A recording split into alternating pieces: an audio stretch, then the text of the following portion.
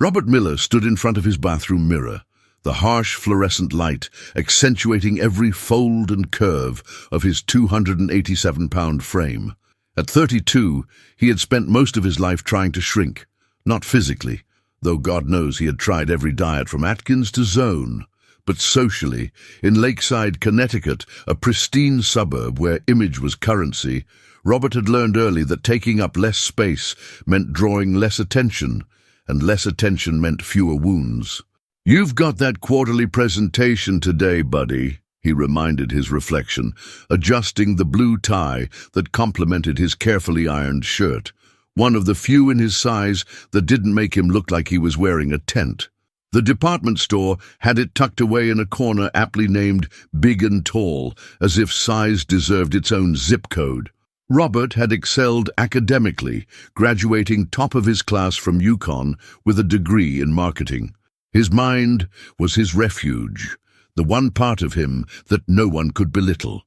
At Meridian Advertising, where he had worked for the past 7 years, his ideas were brilliant, but often overlooked, spoken over in meetings, attributed to others, or simply dismissed without consideration. "Morning, Bobo," called Craig from accounting as Robert entered the office, using the nickname that made Robert's stomach tighten.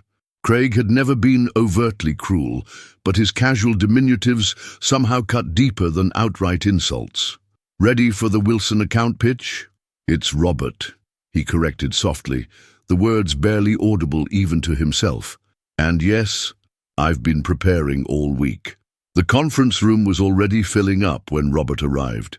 He slid into a chair at the far end of the table, wincing as it creaked beneath him.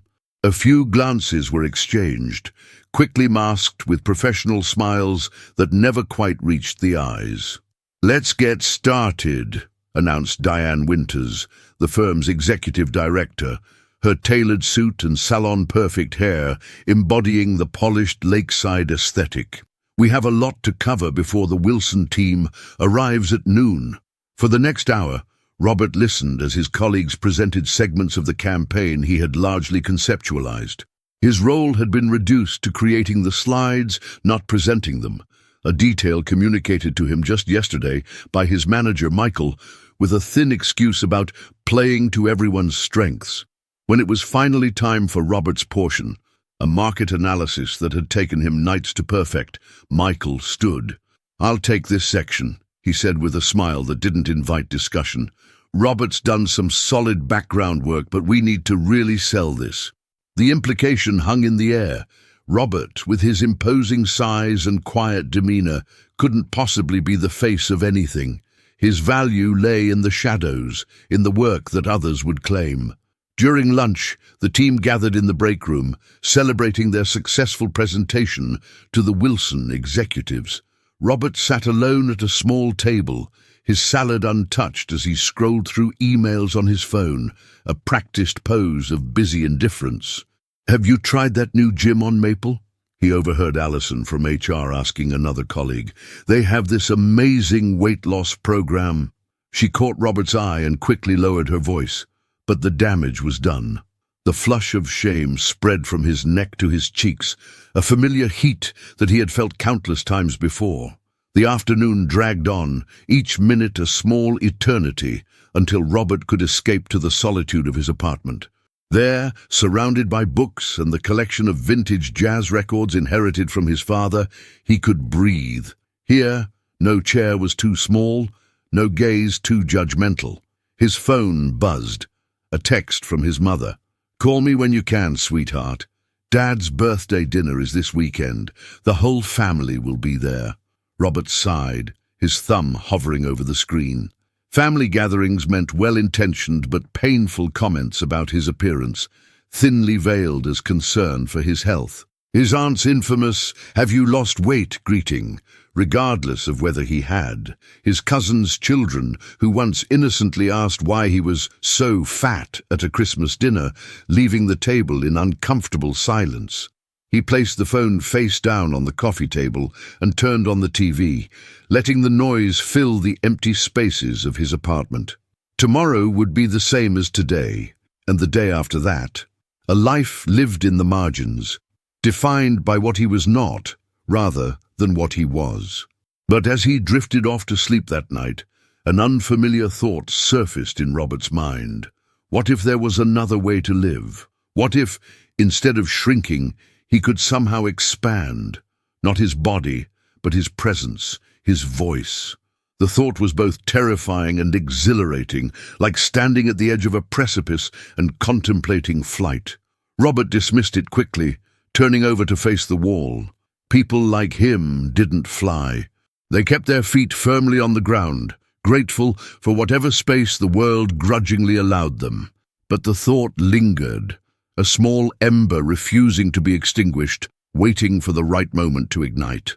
The Wilson account celebration was held at Lakeside's most exclusive restaurant, the Glass House, a modernist structure perched on the edge of the town's namesake lake, where floor-to-ceiling windows framed the water like living art. Robert had contemplated skipping the event altogether, but Michael had made it clear that attendance was mandatory, a team-building opportunity that couldn't be missed. "We need a table for 12, Michael told the hostess, a willowy blonde whose practiced smile faltered slightly as she counted the group. "Actually, we're 13, Robert said, raising his hand slightly from the back of the group where he had instinctively positioned himself. The hostess's gaze swept over him, a quick assessment that Robert had experienced countless times. "I'll see what we can do," she said, her tone suggesting an inconvenience rather than a simple adjustment. They were led to a table that clearly hadn't been set for 13. An extra chair was wedged in, creating a tight squeeze that had everyone shifting uncomfortably. Robert found himself positioned directly beside a serving station, ensuring that waitstaff would need to maneuver around him all evening. "Sorry about the tight quarters," Craig said, not sounding sorry at all. "Maybe you should have skipped dessert last week, huh, Bobo?" He laughed, a sound that others at the table echoed with varying degrees of enthusiasm. Robert forced a smile, the muscles in his face stiff with practice.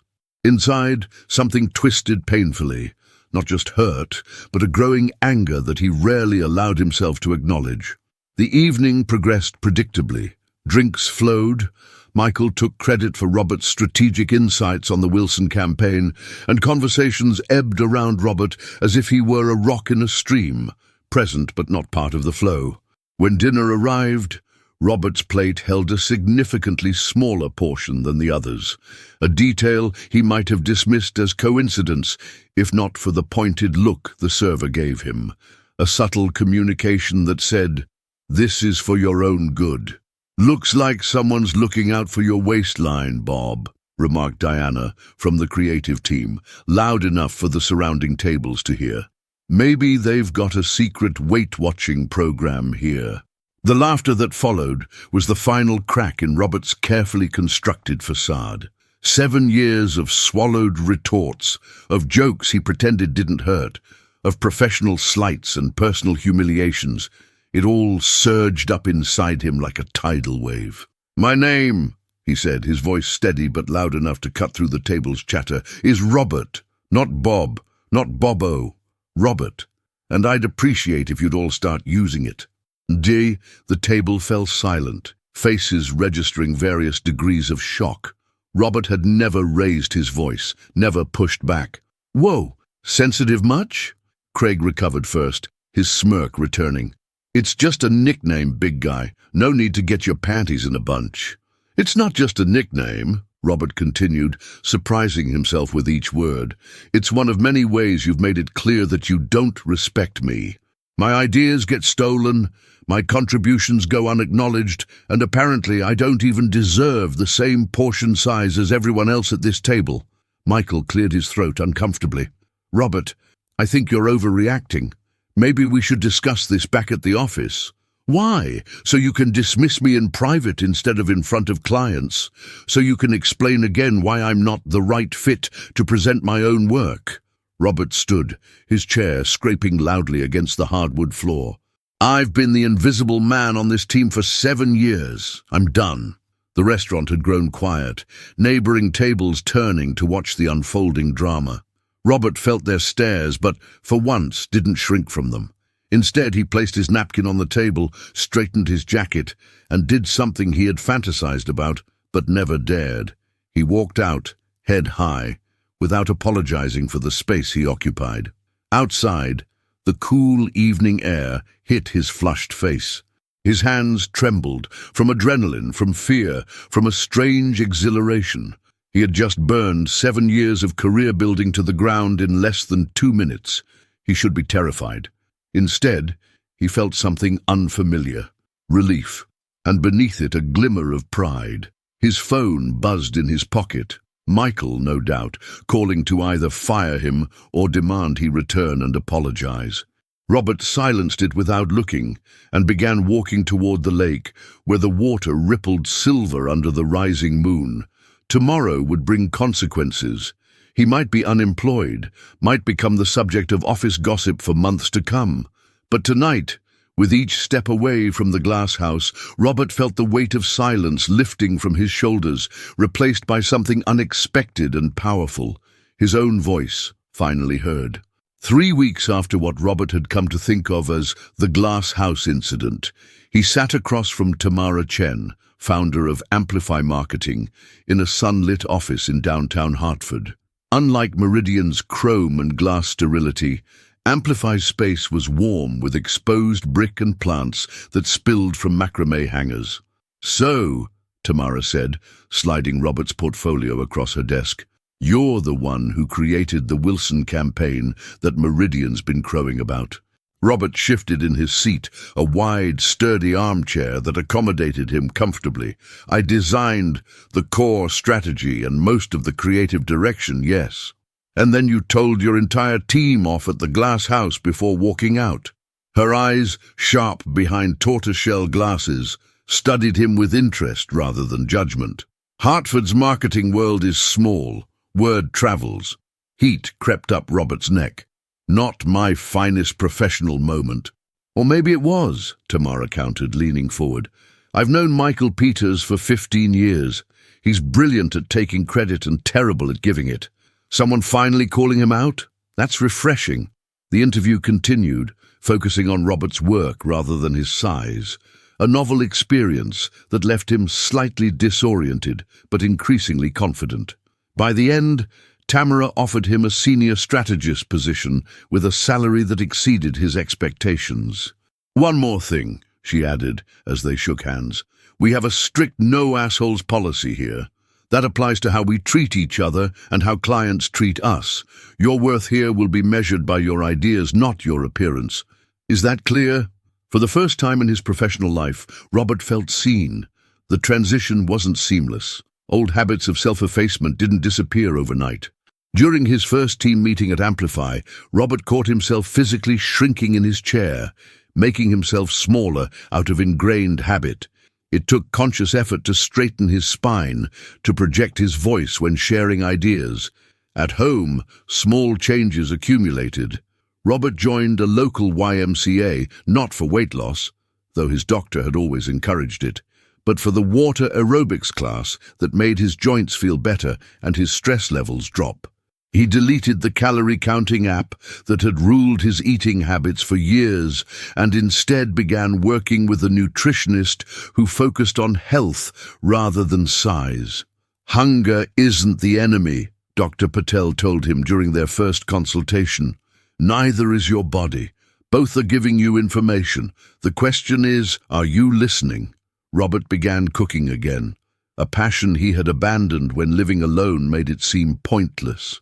He invited colleagues over for dinner, tensing when they arrived, but relaxing as the evening progressed without a single comment about his weight or what was on his plate. The most difficult step came on a rainy Sunday when Robert finally called his mother. "I've been worried sick," she began, her voice tight with the particular blend of concern and reproach that only mothers can perfect. 3 weeks of barely answering texts.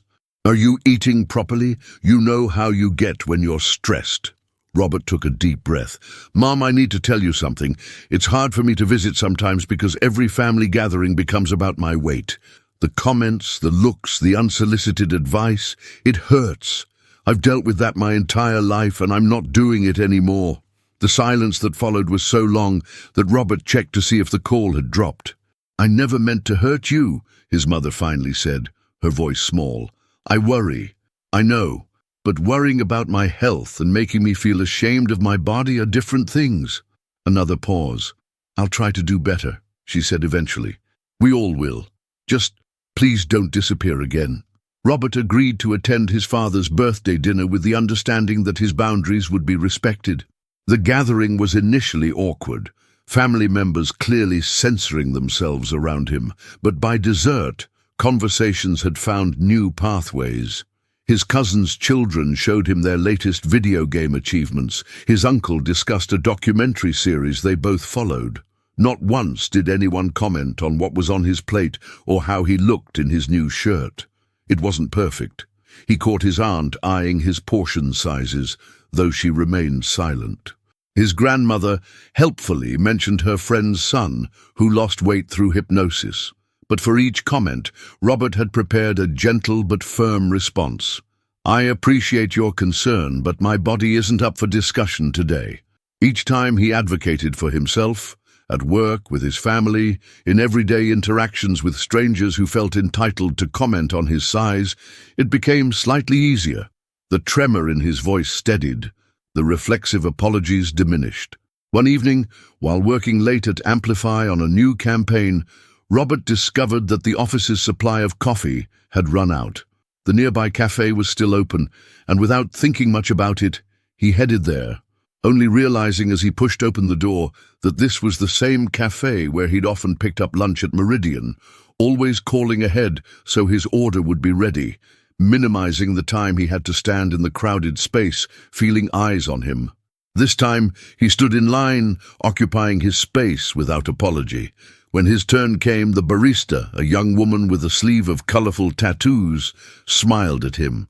Not the tight, professional smile he was accustomed to, but something genuine. "What can I get you?" she asked.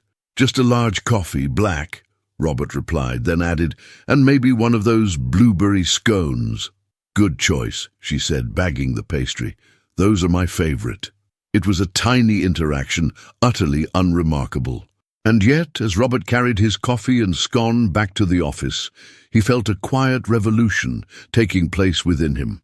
For the first time in longer than he could remember, a stranger had looked at him and seen not an overweight body to be judged, but simply a person ordering coffee and a scone.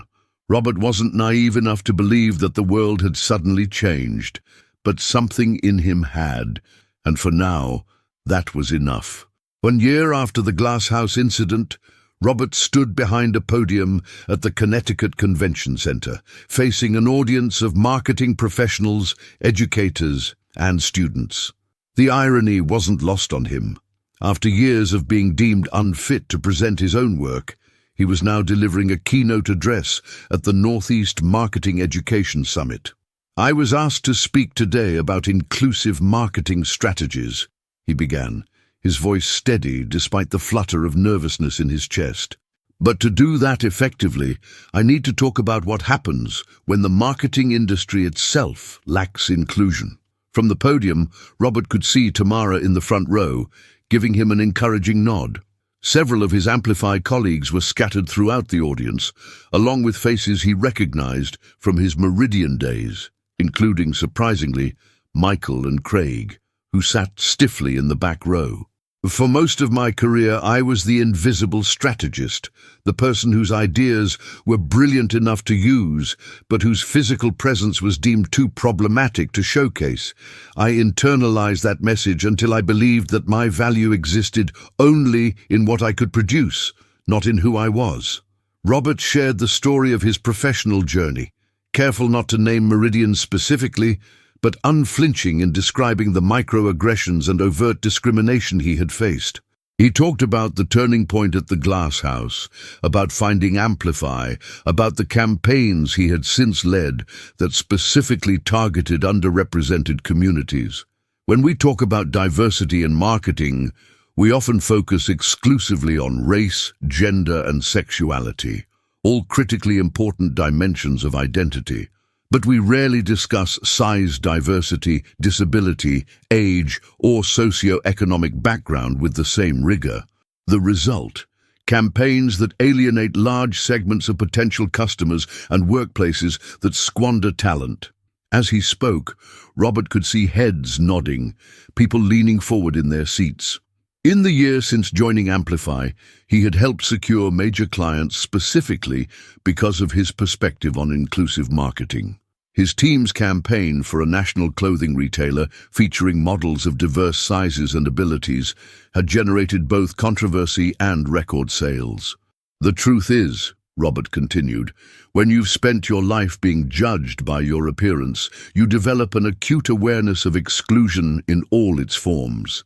That awareness, when channeled properly, becomes a professional superpower.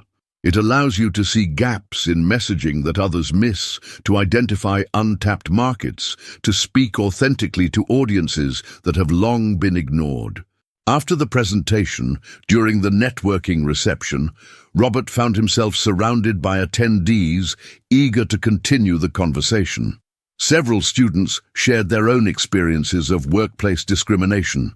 2 marketing directors requested his card for potential consulting work. He was reaching for a glass of water when a familiar voice spoke behind him. Quite the speech, Robert. Michael stood there, looking both uncomfortable and slightly impressed. "You've done well for yourself." Robert took a slow sip of water, giving himself time to process the unexpected interaction. A year ago, he might have felt a vindictive satisfaction or lingering resentment. Now, he felt something closer to pity. "Thank you, Michael. How are things at Meridian?" "Changes are happening, believe it or not. Your departure prompted some uncomfortable conversations. We've implemented new policies on attribution and credit for creative work." Michael cleared his throat. "The Wilson account asks for you specifically, by the way. We had to tell them you'd moved on." Robert nodded, accepting this small victory without comment. "Change is good, even when it's uncomfortable." After Michael walked away, Tamara appeared at Robert's side. "Your former boss?" "Yes, apparently I've become a cautionary tale at Meridian." "Good," Tamara grinned. "Sometimes that's the most effective kind of change agent." She nodded toward a group of students hovering nearby, clearly waiting for a chance to speak with him. "Your fan club awaits. And don't forget, we have that meeting tomorrow with the university about their body-positive campus wellness program." Later that evening, Robert returned to his apartment, the same one he'd lived in during his Meridian days, though now filled with more art, more plants, more evidence of a life expanding rather than contracting. On his refrigerator, held by a magnet from a recent trip to Montreal, his first vacation in years, was a quote he had torn from a magazine. "It is not the critic who counts, not the man who points out how the strong man stumbles, or where the doer of deeds could have done them better. The credit belongs to the man who is actually in the arena." Theodore Roosevelt's words had become something of a mantra for Robert. The arena had changed for him. It was no longer just the office where he fought for professional recognition, but every space he entered while inhabiting a body that society had taught him to apologize for. His phone buzzed with a text from Javier, a graphic designer at Amplify, with whom Robert had developed a friendship that was cautiously evolving into something more. "Dinner tomorrow? That new Ethiopian place on Farmington Ave?" Robert smiled, typing back a quick affirmative response. Dating had been the final frontier of his transformation, putting himself out there romantically after years of believing himself unworthy of desire or companionship. It was still terrifying, still fraught with potential rejection, but like everything else in his new life, it was worth the risk. As he prepared for bed that night, Robert caught his reflection in the bathroom mirror, the same mirror where, just over a year ago, he had stood trying to make himself smaller. His body hadn't changed dramatically. He was still a big man, still occupied the same physical space in the world.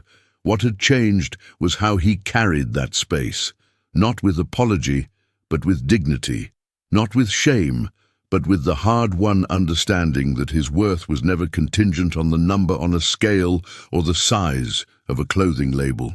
Robert thought of all the people who had attended his keynote, especially the younger ones who had approached him afterward with tears in their eyes, thanking him for articulating experiences they hadn't been able to name.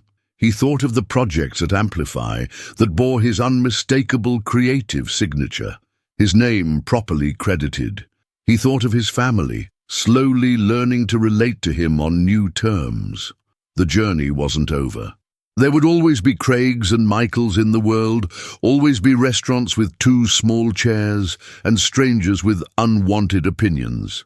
The difference was that Robert now had the tools and the voice to navigate those challenges without surrendering his dignity. He wasn't fighting back against the world so much as fighting for his place in it, a distinction that had taken him 33 years to understand, but that made all the difference. As Roosevelt's words echoed in his mind, Robert turned off the bathroom light and stepped into the darkness of his bedroom, no longer afraid of the space he occupied, no longer apologizing for the ground on which he stood.